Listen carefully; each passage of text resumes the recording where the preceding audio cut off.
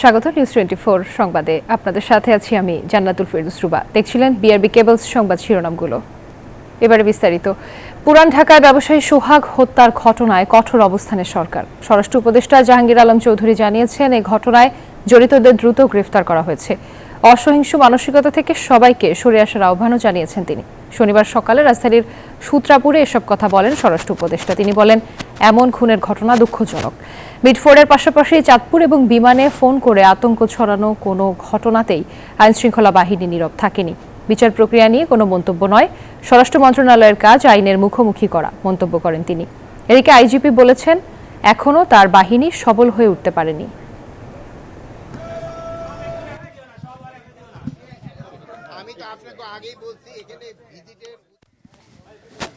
এই কয়েক মাসে আমাদের পক্ষে সবকিছু একেবারে সমাধান করে বের হয়ে আসাটা আসলে সম্ভব হচ্ছে না, কিন্তু আমরা সর্বোচ্চ চেষ্টাটা করছি। এটার জন্য আমরা অলরেডি 5 জনকে আইনের আওতায় নিয়ে আসছি। গতকালকে র্যাব 2 জন ধরছে, ইশারা 2 জন ধরছে, ডিএমপি 2 জন ধরছে, আজকে রাত্রে 1 জন ধরছে। আমাদের ডিবি টিমগুলি অলরেডি বিভিন্ন জায়গায় আছে, বাকি যারা আছে তাদের আইনের আওতায় নিয়ে আসার জন্য। ব্যবসায়ী সোহাগ হত্যার ঘটনায় ডিএমপিতে ব্রিফিং চলছে, আমরা সরাসরি চলে যাচ্ছি সেখানে। ইলেকট্রনিক্স এবং প্রিন্ট মিডিয়ার সাংবাদিক ভাই বলবো, সুপ্রিয় ইলেকট্রনিক এবং প্রিন্ট মিডিয়ার সাংবাদিক ভাই ও বোনেরা, আপনাদেরকে আজকে এই ব্রিফিং অনুষ্ঠানে আমি স্বাগত জানাচ্ছি।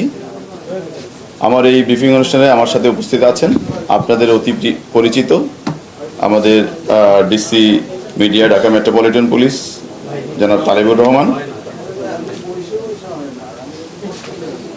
ইতোমধ্যে আপনারা অবগত হয়েছেন, গত 9 জুলাই বিকাল অনুমান 5:40 থেকে 6টার মধ্যে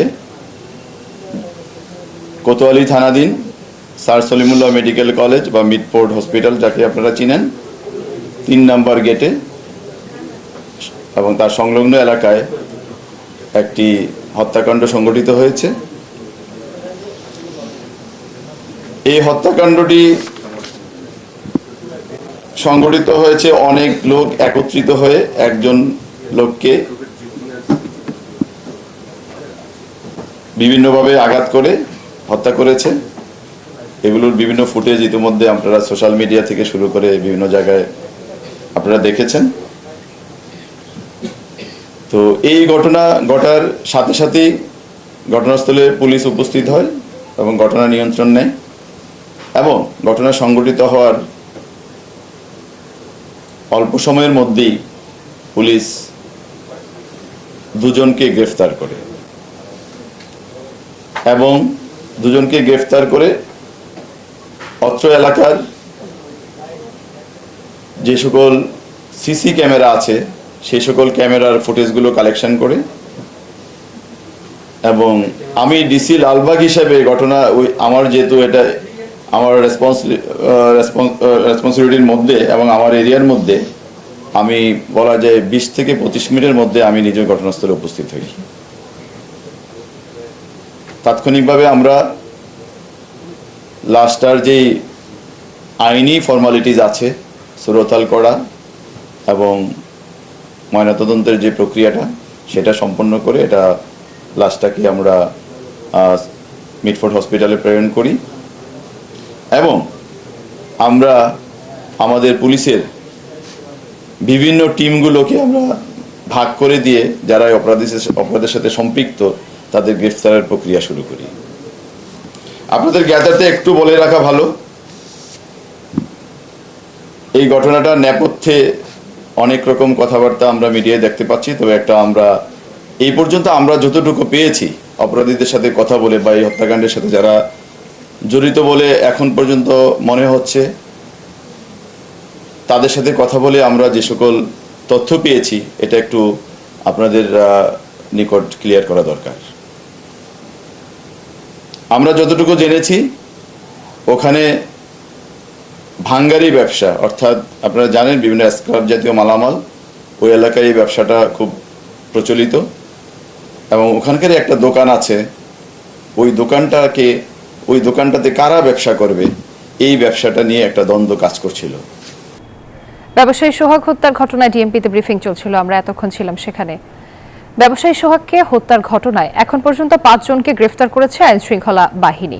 তাদের মধ্যে 2 জনকে র্যাব ও 3 জনকে গ্রেফতার করেছে পুলিশ। কারওয়ানবাজার র্যাব মিডিয়া সেন্টারের সংস্থাটির মহাপরিচালক AKM শহীদুর রহমান বলেন, মিটফোর্ডের ঘটনায় ছায়া তদন্তের মাধ্যমে ডিএমপিকে সহায়তা করবে র্যাব। জড়িত সবাইকে দ্রুতই আইনের আওতায় আনা যাবে।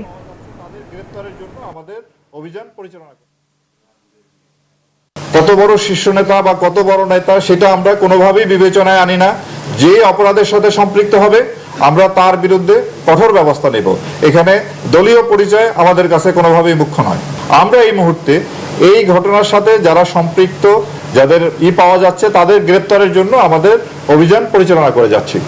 এদিকে আইন উপদেষ্টা অধ্যাপক আসিফ নজরুল তার ভেরিফাইড ফেসবুক পোস্টে বলেছেন, মিটফোর্ডের নারকীয় হত্যাকাণ্ডে দায়ীদের বিরুদ্ধে মামলা দ্রুত বিচার ট্রাইব্যুনালে স্থানান্তর করা হবে। দ্রুত বিচার ট্রাইব্যুনাল আইন 2002 এর ধারা 10-এর অধীনে দ্রুততম সময়ের মধ্যে বিচারের ব্যবস্থা করা হবে। পুলিশ সর্বোচ্চ গুরুত্ব দিয়ে তদন্ত শুরু করেছে বলেও জানান তিনি।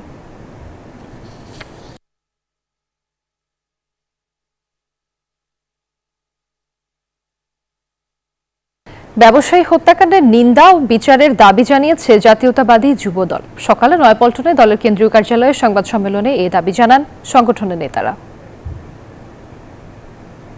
একটি বিশেষ গোষ্ঠী যারা নির্বাচনের মাধ্যমে গণতান্ত্রিক পদ্ধতিতে উত্তরণ চায় না, তারা এই সুযোগটি গ্রহণ করে বিএনপি এবং বিএনপি শীর্ষ নেতাদের বিরুদ্ধে সহিংসতার উস্কানি দিচ্ছে। তারা চায় দেশে আরো অরাজক পরিস্থিতির সৃষ্টি হোক। সরকারের একটি অংশ তাদের এই দূরভিসন্ধিমূলক পরিকল্পনার অংশ হয়ে অপরাধ দমনে নিষ্ক্রিয় হয়ে পড়েছে। আইন শৃঙ্খলা পরিস্থিতি উন্নতির জন্য কোনো দৃশ্যমান পদক্ষেপ গ্রহণ করছে না। আমরা বারবার অনুরোধ করার পরও দুষ্কৃতিকারীদের গ্রেফতার করা হয়নি। প্রতিটি হামলা মামলায় রাজনৈতিক সংশ্লিষ্টতা রয়েছে বলে মন্তব্য করেছেন বৈষম্য বিরোধী ছাত্র আন্দোলনের সভাপতি রিফাত রশিদ। সকালে রাজধানী শাহবাগে জরুরি সংবাদ সম্মেলনে এসব মন্তব্য করেন তিনি। যেই জুলাই এসেছে এত রক্তের বিনিময়ে, জুলাইয়ের পরও আমাদের রক্ত দেওয়া শেষ হয় নাই। খুন করে সেই লাশের উপর নৃত্য করা, এগুলো আমরা শুনেছি আইয়ামে জাহেলিয়াতের সময়ে। সেই আইয়ামে জাহেলিয়াত ফিরিয়ে আনার বাংলাদেশের যে অপচেষ্টা, যে ষড়যন্ত্র, এই ষড়যন্ত্র চলমান। ব্যবসায়ী সোহাগ হত্যার প্রতিবাদে বিক্ষোভ করেছেন বিভিন্ন বেসরকারি বিশ্ববিদ্যালয়ের শিক্ষার্থীরা। জড়িতদের দ্রুত বিচার দাবি করেছেন তারা। শনিবার সকালে নর্থ সাউথ বিশ্ববিদ্যালয়ের সামনে বিক্ষোভ মিছিলে একত্রিত হয় 4টি বিশ্ববিদ্যালয়ের শিক্ষার্থীরা। এ সময় এই ঘটনার বিচারের দাবিতে নানা স্লোগান দেন। সেই সাথে শিক্ষার্থীরা অন্তর্বর্তীকালীন সরকারের কাছে দ্রুত বিচারের দাবি জানান। বলেন, দেশের স্বার্থে ফের রাজপথে নামতে প্রস্তুত তারা। মানুষকে পাথর মেরে হত্যা করা হয়েছে।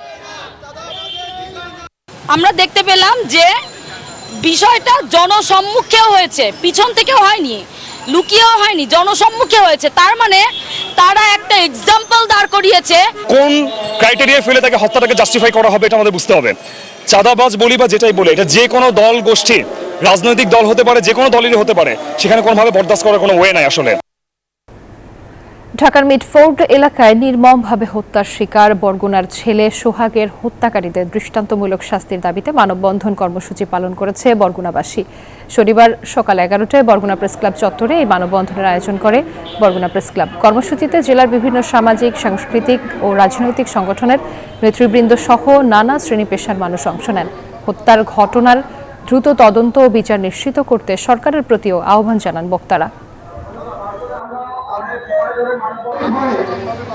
বর্বর এবং পৈশাচিক হত্যাকাণ্ড বাংলাদেশের ইতিহাসে এমন কাণ্ড ঘটেনি।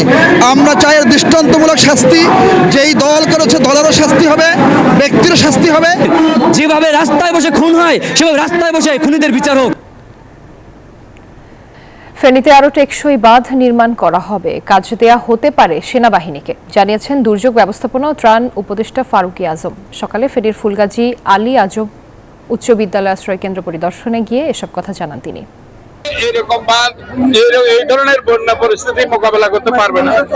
এটা করতে হলে আরো শক্তিশালী বাঁধ এবং উদ্যোগ আয়োজন প্রয়োজন।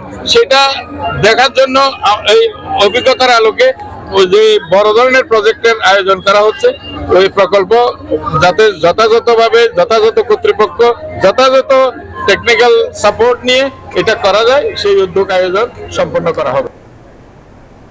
জুলাই আগস্টের হত্যাযজ্ঞে নিজের এবং প্রধান ও সহযোগী অভিযুক্তদের অপরাধ সম্পর্কিত সম্পূর্ণ সত্য প্রকাশের শর্তে সাবেক আইজিপি চৌধুরী আব্দুল্লাল মামুনকে ক্ষমার বিষয়টি বিবেচনা করা হবে। এ বিষয়ে লিখিত আদেশ প্রকাশ করেছেন আন্তর্জাতিক অপরাধ ট্রাইব্যুনাল। শনিবার লিখিত আদেশ প্রকাশ করা হয়েছে।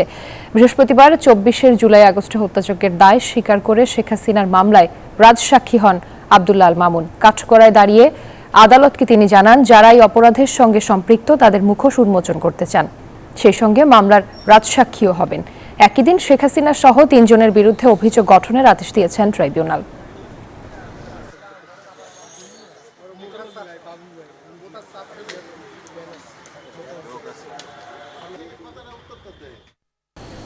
নিউজ 24 সংবাদে নিচ্ছে একটি বিরতির সাথেই থাকবে। আবারও স্বাগত নিউজ 24 সংবাদে।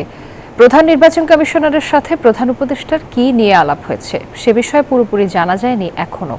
রাজনীতি বিশ্লেষক ও রাজনীতিবিদদের কেউ কেউ মনে করছেন জনগণের কাছ থেকে কিছু একটা লুকানো হচ্ছে, কারণ এমন বৈঠক সচরাচর দেখা যায় না। আবার কেউ কেউ মনে করছেন দুজনের এমন আলোচনা হতেই পারে। অন্তরা বিশ্বাসের প্রতিবেদন। 26 জুন প্রধান উপদেষ্টার সঙ্গে প্রধান নির্বাচন কমিশনারের বৈঠক হয়। পরদিন সিসিএএম নাসির উদ্দিন হাসপাতালে ভর্তি হন।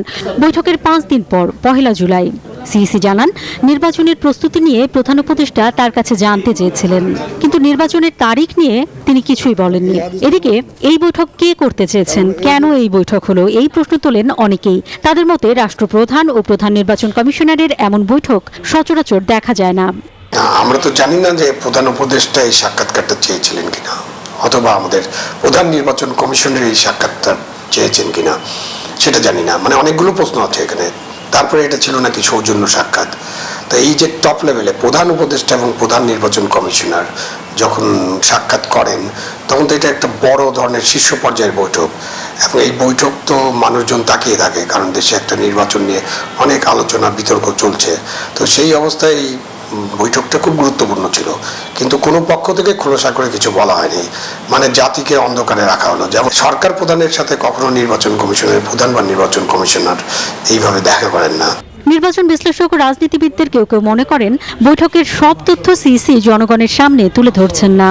এটা তো খোলাসা করা হলো না, কতটুকু তোমার প্রস্তুতি, তো উনি একটা বললেন, এইটুকু শোনার জন্য কি আমার কাছে মনে হয় না, মানে এইটা আমার কাছে গ্রহণযোগ্য কোনো জবাব মনে হচ্ছে না। এবং এই জবাবদার কারণে বড় যেমন এটা মনে হয়, তাহলে আরো কিছু ছিল যেটা বলা হচ্ছে না। বৈঠকের তথ্য জনগণের সামনে তুলে ধরা উচিত বলে মনে করছেন রাজনীতি ও নির্বাচন বিশ্লেষকরা। সবচেয়ে বড় যে কাজটা ওনারা করতে পারতেন, প্রথম কথা হচ্ছে জনগণকে জানাতে পারতেন যে কি হচ্ছে, কিভাবে নির্বাচন হতে যাচ্ছে। অবশ্যই প্রধান উপদেষ্টার পক্ষ থেকে এবং আমাদের প্রধান নির্বাচন কমিশনের পক্ষ থেকে এটা খোলাসা করার দরকার ছিল। ডিসেম্বরের মধ্যে জাতীয় নির্বাচনের সব প্রস্তুতি নিতে 9 জুলাই স্বরাষ্ট্র মন্ত্রণালয়কে নির্দেশ দিয়েছেন প্রধান উপদেষ্টা ডক্টর মোহাম্মদ ইউনূস। প্রধান উপদেষ্টার পক্ষ থেকে প্রেস সচিব জানান, ডিসেম্বরের মধ্যে সংস্কার সহ সব প্রস্তুতি শেষ হলে এপ্রিলে রোজার আগে নির্বাচন হবে। রোজার আগেও হতে পারে এটা বলা হয়। অন্তরা বিশ্বাস, নিউজ 24, ঢাকা। বিশ্ব স্বাস্থ্য সংস্থার দক্ষিণ পূর্ব এশিয়ার আঞ্চলিক পরিচালক সাইমা ওয়াজেদ পুতুলকে অনির্দিষ্টকালের জন্য বাধ্যতামূলক ছুটিতে পাঠানো হয়েছে। বৈশ্বিক স্বাস্থ্যনীতি বিষয়ক সংস্থা হেলথ পলিসি ওয়াচ-এর প্রতিবেদনে জানানো হয়েছে তথ্য। পুতুলের বিরুদ্ধে বাংলাদেশে দুদকের মামলা চলমান থাকায় নেওয়া হয়েছে এমন পদক্ষেপ। শুক্রবার থেকে কার্যকর হয়েছে তার ছুটি। গেল বছরের শুরুতে WHO এর এই পদে যোগ দেন পুতুল। অভিযোগ রয়েছে তৎকালীন প্রধানমন্ত্রী ও তার মা শেখ হাসিনার রাজনৈতিক প্রভাবে এই পদটি বাগিয়ে নেন তিনি। 4 মাস আগে প্রতারণা, জালিয়াতি ও ক্ষমতার অপব্যবহারের অভিযোগে পুতুলের বিরুদ্ধে 2টি মামলা করে দুর্নীতি দমন কমিশন দুদক।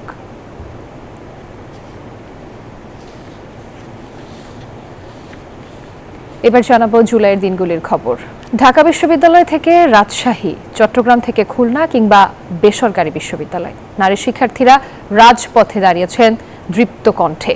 তাদের অংশগ্রহণে জুলাই আন্দোলন পেয়েছে নতুন মাত্রা, পেয়েছে সহনশীলতা, কৌশলগত শক্তি ও সহমর্মিতার বার্তা। নেত্রী ও সমন্বয়করা বলছেন, এই আন্দোলন কেবল দাবির নয়, ছিল আত্মপ্রত্যয়েরও। সেই প্রত্যয় এগিয়ে নিয়েছেন এই সময়ের নারী শিক্ষার্থীরা। 24-এর 12 জুলাই বৈষম্য বিরোধী আন্দোলনে উত্তাল রাজপথ। চাকরিতে বৈষম্যের অবসান দাবিতে এদিন ছুটির দিন হলেও পূর্ব ঘোষণা অনুযায়ী সারা দেশেই হয় বিক্ষোভ মিছিল ও সমাবেশ। বৈষম্য বিরোধী ছাত্র আন্দোলনের প্রতিটি ধাপে দীর্ঘ, সংগঠিত আর অগ্রণী ভূমিকায় ছিলেন নারী শিক্ষার্থীরা। নারীরা শুধু অংশ নেননি, নেতৃত্বও দিয়েছেন।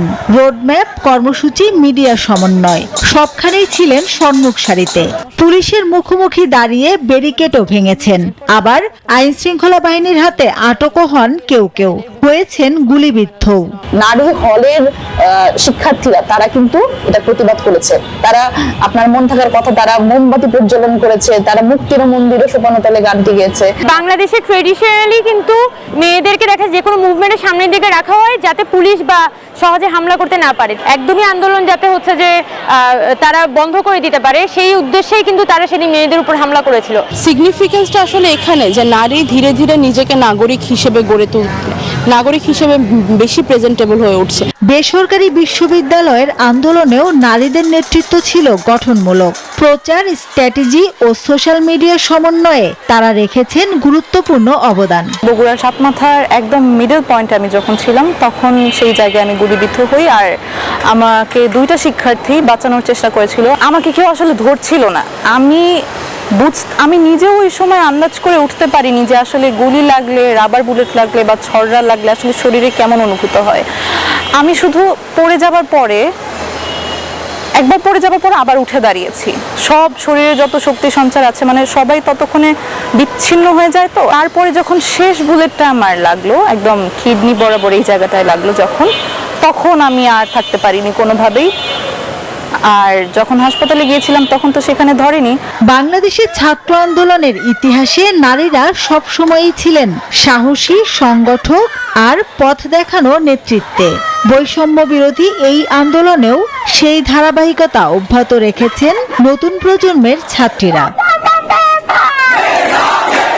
মাসুদা লাবনী, নিউজ 24, ঢাকা। নিউজ 24 সংবাদে নিচ্ছে আবার একটি বিরতির সাথেই থাকুন। আবারও স্বাগত নিউজ 24 সংবাদে। ভাঙছে নদীর তীর, নেই পর্যাপ্ত টেকসই বেড়ি বাঁধ। এমন প্রেক্ষাপটে প্রতি বছরই নদীগর্ভে বসতভিটা হারিয়ে নিঃস্ব হচ্ছে শত শত পরিবার। পানি উন্নয়ন বোর্ড বলছে এমন পরিস্থিতি রোধে বাঁধ নির্মাণ সহ কার্যকরী পদক্ষেপ নেওয়া হবে। গোলাপ মোস্তফার তথ্যচিত্রে ডেস্ক রিপোর্টে বিস্তারিত। লিটন মিয়া ফ্যাল করে তাকিয়ে নদীর দিকে। একসময় তার 20 কাঠা জমি ছিল, যা আজ নদীগর্ভে বিলীন। এখন তিনি অন্যের বাড়িতে থাকেন। শুধুমাত্র নদী শাসন ও টেকসই বাঁধের অভাবে এমন হাজারো লিটন মিয়া ভিটেমাটি হারিয়ে আজ নিঃস্ব। আমাদের থাকার জায়গা তো নাই। আমরা থাকি মনে করেন একটু সামনে ডাক গইয়া একটু পেছনে থাকে, আবার মনে করেন ভাঙ্গে একটু যাই, কিন্তু তারা মনে করেন ভেড়ি একটু শক্ত করে দেয়, অল্প একটু জায়গা ভাঙ্গে হেঁটু জায়গা মনে করেন মেরামত করে ঠিক যায়। আগামাতা যদি সমানভাবে করে দিয়ে যায় তাহলে মনে করেন একটু মজবুত করলে থাকা যায়।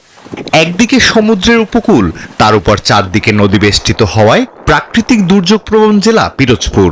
দুর্যোগ মোকাবেলায় নেই টেকসই ব্যবস্থা। মজবুত বাঁধ না থাকায় সদর উপজেলা ইন্দুরকানী, ভান্ডারিয়া ও মঠবাড়িয়ায় বন্যায় ভাসে অসংখ্য মানুষ। ডুবে যায় ফসলের ক্ষেত। জেলার কচা, বলেশ্বর, কালীগঙ্গা ও সন্ধ্যা নদীর তীরবর্তী গ্রামগুলোও ভাঙনে বিলীন হচ্ছে। যারা কৃষক এদের অনেক জমি জমা নদীতে বিলীন হয়ে গেছে, যারা এখান থেকে অন্য জায়গায় চলে গেছে। যখন বন্যা আসে বা বন্যার সিগন্যাল আসে তখনই আমাদের বাড়ির উপরে পানি উঠে যায়। মায়ের ডাকলে আমাকে চোখে পানি আসে। বাচ্চা লই কোথায় থাকুন এখন স্টেশন ঠিক থাকে না। আমাকে সাইকেল সেন্টারও মেলা দূর, যাইতেও 1 কিলোমিটার। জোয়ার আইলে নদীতে সব ঘরে উঠে যায়, থাকতে খুব সমস্যা। পানি উন্নয়ন বোর্ডের কর্মকর্তারা বলছেন ঝুঁকিপূর্ণ বেড়িবাঁধ প্রশস্ত ও মেরামতে 2000 কোটি টাকার প্রস্তাবনা পাঠানো হয়েছে। আমাদের 6টি পোল্ডারে বেড়িবাঁধের জন্য সংস্কার ব্যয় ধরা হয়েছে 2000 কোটি টাকার একটি প্রপোজাল দিয়েছি। সেটি বর্তমানে এশিয়ান ডেভেলপমেন্ট ব্যাংকের সহায়তায় বাস্তবায়িত হওয়ার কথা, কিন্তু এখনো ডোনার সিলেকশন না হওয়ার কারণে কার্যক্রম ত্বরান্বিত হচ্ছে না। পিরোজপুরে মোট বেড়িবাঁধের দৈর্ঘ্য 310 কিলোমিটার, ঝুঁকিপূর্ণ 55 কিলোমিটার। এর মধ্যে শুধু পিরোজপুর সদরই ঝুঁকিপূর্ণ 33 কিলোমিটার বেড়িবাঁধ। Desk report, news 24। এবার জানাবো অর্থ ও বাণিজ্য সংবাদ। দ্বিতীয় দফার বাণিজ্য আলোচনা তৃতীয় ও শেষ দিনে আরও কিছু বিষয় একমত হয়েছে বাংলাদেশ ও যুক্তরাষ্ট্র। তবে কয়েকটি বিষয় এখনও অমীমাংসিত রয়ে গেছে। এসব বিষয় নিয়ে আগামীতে আলোচনা অব্যাহত রাখবে দুপক্ষ। বাণিজ্য উপদেষ্টা সচিব ও অতিরিক্ত সচিব আজ দেশে ফিরেছেন। প্রয়োজন হলে তারা আবার ওয়াশিংটন যাবেন। যুক্তরাষ্ট্রের সঙ্গে ইতিবাচক অবস্থানে পৌঁছাতে আশাবাদী বাণিজ্য উপদেষ্টা শেখ বশিরউদ্দিন ও নিরাপত্তা উপদেষ্টা খলিলুর রহমান। 3 দিনের আলোচনার পুরো বিষয়টি সমন্বয় করেছে ওয়াশিংটন ডিসির বাংলাদেশ দূতাবাস।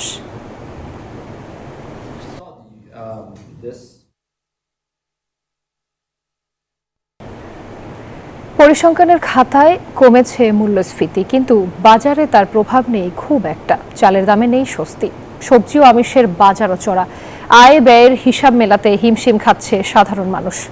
অর্থনীতিবিদরা বলছেন, মানুষকে স্বস্তি দিতে বাজার নিয়ন্ত্রণের পাশাপাশি মাথাপিছু আয় বাড়ানোর দিকে নজর দিতে হবে। বিস্তারিত জানাচ্ছেন মরিয়ম আজিজ মৌরিন। দেশের বাজারে লাগামহীন অস্থিরতা চলছে অন্তত 3 বছর ধরে। নিত্যপণ্যের দাম কমিয়ে জনগণকে স্বস্তি দেওয়া ছিল এই সরকারের বড় চ্যালেঞ্জ। 1 বছর আগে অন্তর্বর্তী সরকার দায়িত্ব নেওয়ার সময় মূল্যস্ফীতির হার ছিল 11% উপরে। কয়েক দফায় সুদের হার বৃদ্ধি সহ নানা পদক্ষেপে মূল্যস্ফীতির গতি আটকে দিতে পেরেছে সরকার। মার্চের পর থেকে টানা কমছে মূল্যস্ফীতি। জুন মাসে যা নেমে এসেছে 8.5% নিচে। কিন্তু বাজারে এর প্রভাব কতটা পড়েছে? সংখ্যায় কমলেও আমাদের জনজীবনে সেটা প্রভাব পড়তেছে না, কারণ আমাদের বেকারত্বের হার কিন্তু ঠিকই বেড়ে চলেছে, আমাদের জিনিসপত্রের দামই ঠিকই বেড়ে চলেছে। আয় যখন বাড়বে হয়তোবা সেটার সাথে অ্যাডজাস্ট করে দেন গিয়ে ফিউচারে এটার একটা প্রভাব আমরা দেখতে পারবো। গত কয়েক মাসে খাদ্যপণ্যের মূল্যস্ফীতি কমেছে সবচেয়ে বেশি। জুন মাসে যা নেমে এসেছে 7.39%। কিন্তু বাজার ঘুরে দেখা গেল চাল, তেল, সবজি সহ বেশিরভাগ পণ্যের দাম বেশ চড়া। সরকারি সংস্থা জিসিবির হিসেবে গত বছরের তুলনায় সব ধরনের চালের দাম এখন 15 থেকে 18% পর্যন্ত বেড়েছে। বোতলজাত সয়াবিন তেলের দাম বেড়েছে 10 থেকে 21% বেশি। ডাল ও ছোলার দাম কমলেও স্বস্তি নেই মাছ মাংসের দামে। অনেক আশা করেছিলাম যে একটা পরিবর্তনের মাধ্যমে আমাদের সবারই একটা জীবনযাত্রার মান একটা সহনীয় পর্যায়ে থাকবে, কিন্তু সেটা আর আমরা পাচ্ছি না। আমাদের আলু, পেঁয়াজ, চাউল, ডাল এগুলোর মধ্যে বলতেছি আমি, যেমন চাউল প্রতি কেজিতে গত সপ্তাহ থেকে এই সপ্তাহের মধ্যে প্রতি কেজিতে 3 থেকে 4 টাকা করে বাড়ছে। সাধারণ মানুষ কষ্টে থাকলেও মূল্যস্ফীতি নিম্নমুখী পরিসংখ্যান স্বস্তি দিচ্ছে সরকারকে। তবে বিশ্লেষকরা বলছেন, মানুষের জীবনযাত্রা সহনীয় করতে না পারলে এই সংখ্যা কোনো কাজে আসবে না। সংখ্যার সঠিকতা নিয়েও প্রশ্ন তাদের। চালের দাম যেভাবে বেড়ে গেছে, মানুষ কিন্তু অনেকটাই হতাশ হয়েছেন যে আসলে এখানে প্রশাসনের কোনো রকমের কোনো নিয়ন্ত্রণ নেই এবং বাজার কিন্তু কতিপয়ের হাতে চলে গেছে। সুতরাং এই বিষয়টাই কিন্তু খারাপ। মন্দা এবং মূল্যস্ফীতি থাকে, তাহলে খালি মূল্যস্ফীতি কমিয়ে জনজীবনকে সুখকর করা যায় না। সাধারণ মানুষের যে 240 টাকা $2 মতো আয়, সেই আয় একটুও বাড়লো না, বরঞ্চ আরো 30 লক্ষ লোক বেকার হয়ে সেখানে যোগ দিল। তার ফলে জনজীবনে আমি ইনইকুয়ালিটি, বৈষম্য, বেকারত্ব, দারিদ্র এগুলো থাকবে। সংখ্যায় মূল্যস্ফীতি কমলেও বাজারে এসে এখনো মানুষ তেমন একটা স্বস্তি পাচ্ছে না। স্বস্তি ফিরবে তখনই যখন কমবে নিত্যপণ্যের দাম এবং বাড়বে মাথাপিছু আয়। মরিয়ম আজিজ মৌরিন, নিউজ 24, ঢাকা। আর এই ছিল নিউজ 24 সংবাদে। দর্শক, দেশে করোনা ভাইরাস ও বিভিন্ন সংক্রমণের হার বেড়েছে। সংক্রমণ থেকে সুরক্ষিত থাকতে ব্যবহার করুন সেপনিল ফেস মাস্ক।